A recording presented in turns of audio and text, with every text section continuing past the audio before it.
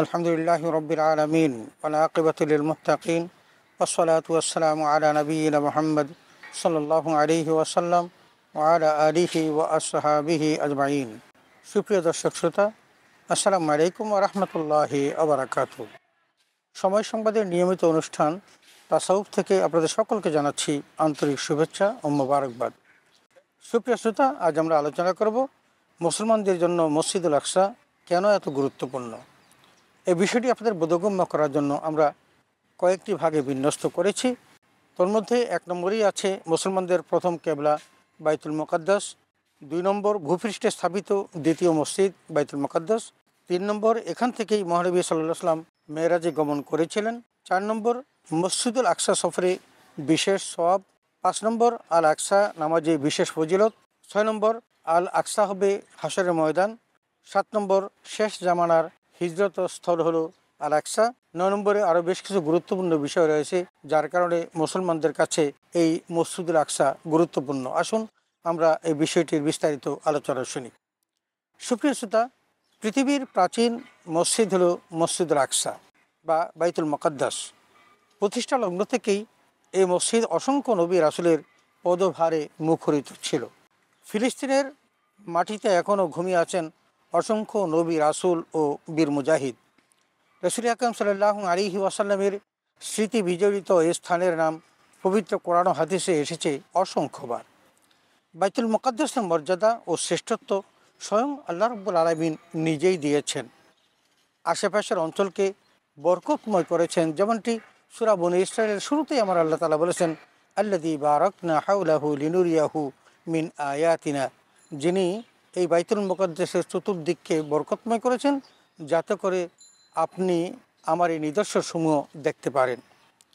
প্রিয় নবীজি মেরাজের রাতের গৌরব উজ্জ্বল সাক্ষী হলো এ বাইতুল মুকাদ্দাস। এখানেই তিনি সব নবীদের ইমাম হওয়ার গৌরব অর্জন করেছিলেন। তৌহিদে বিশ্বাসী মুসলমানদের কাছে মসজিদুল আকসার মর্যাদা অনেক অনেক কারণে, যার কয়েকটি নিম্নে প্রদত্ত হলো। 1 নম্বর, মুসলমানদের প্রথম কেবলা। বাইতুল্লাহিল হারাম পৃথিবীর প্রথম কেবলা হলেও বাইতুল মুকাদ্দাস নির্মিত হলে এই মসজিদটিকেও আল্লাহ তাআলা কেবলা হিসেবে নির্ধারণ করেন। প্রিয় নবী রাসূল আকরাম সাল্লাল্লাহু আলাইহি ওয়াসাল্লামের হিজরতের পর সাহাবীদের নিয়ে বাইতুল মুকাদ্দাসের দিকে ফিরেই নবীজি 16 কি 17 মাস নামাজ আদায় করেন। এরপর নবীজির আগ্রহের প্রেক্ষিতে কাবাকে চূড়ান্ত কেবলা হিসাবে নির্ধারণ করা হয়। নামাজের বিধান প্রাপ্তির পর প্রিয় নবী সাল্লাল্লাহু আলাইহি ওয়াসাল্লাম সর্বপ্রথম বাইতুল মুকাদ্দাসের দিকে ফিরেই নামাজ পড়ার কারণে মুসলমানদের কাছে আজও এই আল আকসা ভালোবাসার জায়গা। মুসনাদে আহমদ 2836 নম্বর হাদিস। 2 নম্বর, ভূপৃষ্ঠে স্থাপিত দ্বিতীয় মসজিদ আল আকসা। পৃথিবীর প্রথম মসজিদ বাইতুল্লাহিল হারাম সর্বপ্রথম নির্মিত হয় ফেরেশতাদের হাতে এবং সেটা হয়েছিল হযরত আদম আলাইহিস সালামের সৃষ্টিরও 2000 বছর পূর্বে। পরবর্তীতে হযরত আদম আলাইহিস সালাম এই কাবাঘর পুনর্নির্মাণ করেন। পৃথিবীতে বাইতুল্লাহিল হারামের পর নবীদের দ্বারা নির্মিত দ্বিতীয় মসজিদ হলো মসজিদুল আকসা বা বাইতুল মুকাদ্দাস। ফিলিস্তিনি মুসলমানরা একে নিয়ে গর্ববোধ করে। আবু যর গিফারি রাদিয়াল্লাহু তাআলা আনহু থেকে বর্ণিত, আমি বললাম, হে আল্লাহ রাসূল, দুনিয়াতে প্রথম কোন মসজিদটি নির্মিত হয়েছে? তিনি বললেন, মসজিদুল হারাম। আমি পুনরায় জিজ্ঞেস করলাম, তারপর কোনটি? রাসূলুল্লাহ সাল্লাল্লাহু আলাইহি ওয়াসাল্লাম বললেন, তারপর মসজিদুল আকসা। সহিহ আল বুখারী হাদিস 3115। 3 নম্বর, এখান থেকেই মহানবী সাল্লাল্লাহু আলাইহি ওয়াসাল্লামের মেরাজ অনুষ্ঠিত হয়। ইসলাম ও মহানবী সাল্লাল্লাহু আলাইহি ওয়াসাল্লামের জীবনের অন্যতম গুরুত্বপূর্ণ অধ্যায় হলো মিরাজুন নবী সাল্লাল্লাহু আলাইহি ওয়াসাল্লাম। নবুয়তের সত্যতাকে সুনির্ধারিত করতে মেরাজের মাধ্যমে আল্লাহ তাআলা প্রিয় নবী রাসূল আকরাম সাল্লাল্লাহু আলাইহি ওয়াসাল্লামকে একান্ত সান্নিধ্যে ডেকে আনেন। এখান থেকেই তিনি ঊর্ধ্বাকাশে ভ্রমণ করেন। সহিহ মুসলিমে আনাস বিন মালিক রাদিয়াল্লাহু তাআলা আনহু থেকে বর্ণিত হাদিসে এই সম্পর্কে বিস্তারিত আলোচনা হয়ে এসেছে। নবীজি মসজিদুল আকসাতে প্রবেশ করে 2 রাকাত নামাজ আদায় করেন। তারপর তাকে ঊর্ধ্বাকাশে নিয়ে যাওয়া হয়।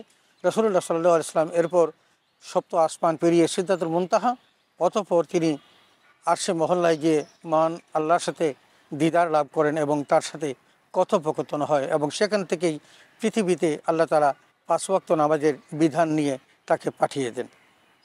4 নম্বর, মসজিদুল আকসা সফরে বিশেষ সওয়াব। মসজিদুল আকসা সফরে বিশেষ সওয়াব হয়েছে বলে রাসূল আকরাম সাল্লাল্লাহু আলাইহি ওয়াসাল্লাম সুস্পষ্টভাবে বলেছেন। হযরত আবু হুরায়রা রাদিয়াল্লাহু আনহু বর্ণিত হাদিসে প্রিয় নবী ইরশাদ করেন, তোমরা 3টি মসজিদ ব্যতীত অন্য কোনো মসজিদে বিশেষ সওয়াবের উদ্দেশ্যে পরিভ্রমণ করো না। আর সে 3টি মসজিদ হলো মসজিদুল হারাম, মসজিদুল নববী এবং মসজিদুল আকসা তথা বাইতুল মুকাদ্দাস। সহিহ বুখারী হাদিস 1185। 5 নম্বর, আল আকসা নামাজের বিশেষ ফজিলত। এই মসজিদে 2 রাকাত নামাজ আদায় করলে 25,000 রাকাত নামাজের সওয়াব পাওয়া যায়। হযরত সুলাইমান আলাইহিসসালাম এই মসজিদের নির্মাণ কাজ শেষ করে আল্লাহর কাছে দোয়া করেছিলেন এই বলে যে, যারা এই মসজিদে সালাত আদায় করবে তাকে আল্লাহ তাআলা নবজাত শিশুর মতো নিষ্পাপ করে দেবেন। ইবনে মাজাহ হাদিস নং 1479। 6 নম্বর, এই আল আকসাই হবে হাশরের ময়দান।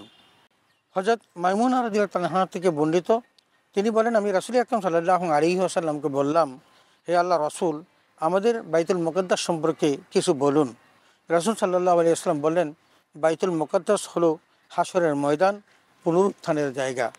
মুসনাদে আহমদ হাদিস 26,343।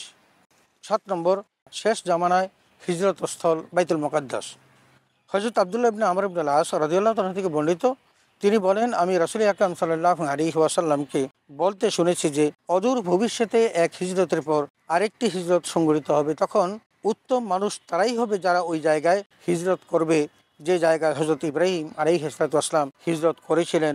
সুনানে আবু দাউদ হাদিস 2123।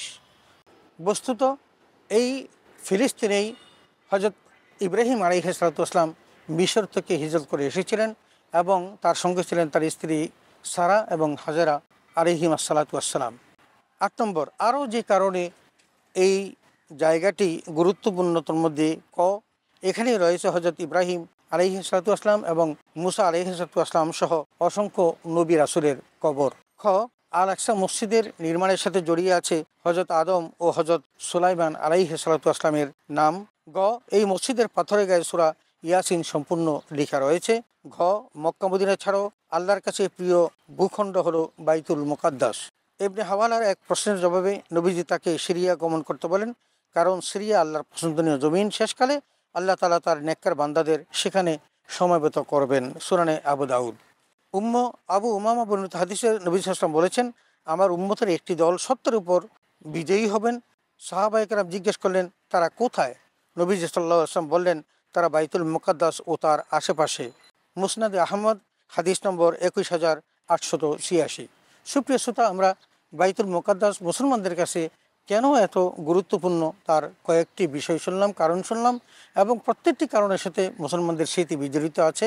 আসুন আমরা বাইতুল মুকাদ্দাস সম্পর্কে জানি, ফিলিস্তিন সম্পর্কে জানি এবং ফিলিস্তিনের মজলুম মানুষদের কথা রাসূল আকরাম সাল্লাল্লাহু আলাইহি ওয়াসাল্লাম যে বলে গেছেন, সেই বিষয়টি আমরা আজকের এই আলোচনার মাধ্যমে সুস্পষ্ট জানতে পারলাম। আল্লাহ তাআলা আমাদের সকলকে বুঝার তৌফিকে দান করুন, আমিন। ওয়া আখিরু দাওয়ানা আলহামদুলিল্লাহি রাব্বিল আলামিন। আসসালামু আলাইকুম ওয়া রাহমাতুল্লাহি ওয়া বারাকাতুহু।